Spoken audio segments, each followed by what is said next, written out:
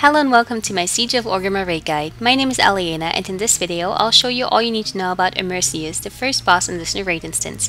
We completed this fight with 2 tanks, 6 healers and 17 DPS, but similar raid configurations may work just as well. Immerseus starts the fight with full health and 100 corruption. Your goal in this encounter is to cleanse him by reducing his corruption to 0.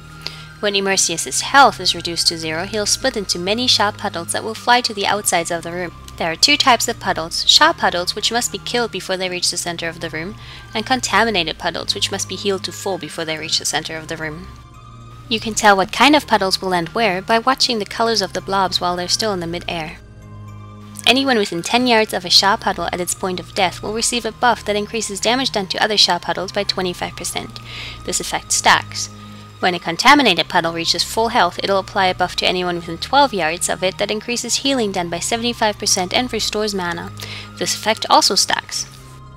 Any puddle that reaches Immerseus will trigger a mild rate AoE that can get bad if you miss too many puddles, so it's incredibly important to kill and purify as many puddles as possible. Depending on how many puddles your raid manages to kill and purify, Immerseus will reappear with less health and corruption after each split. This process repeats until his corruption reaches 0 and then the fight is over.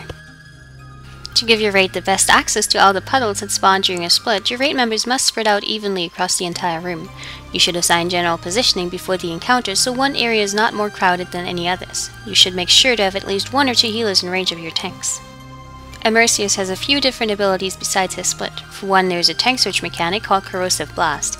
This inflicts 600k shadow damage, but more importantly increases shadow damage taken by 300% for 45 seconds. Your tanks should taunt off of each other after every blast.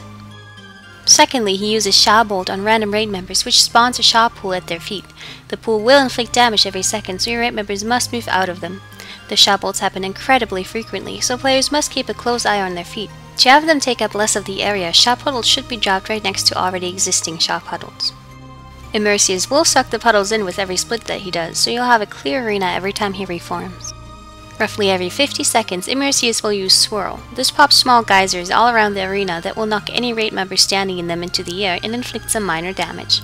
Since the swirl moves very slowly, it's likely that anyone caught in it will get knocked into the air several times in a row, so they should be avoided.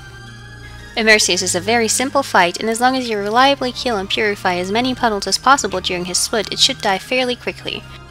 Those are all the tips that I have for Immerseus. Thank you for watching this guide. I hope it was helpful. I stream most of our raids and other gaming content over at Twitch. I'll put the link in the description box, so come stop by sometime.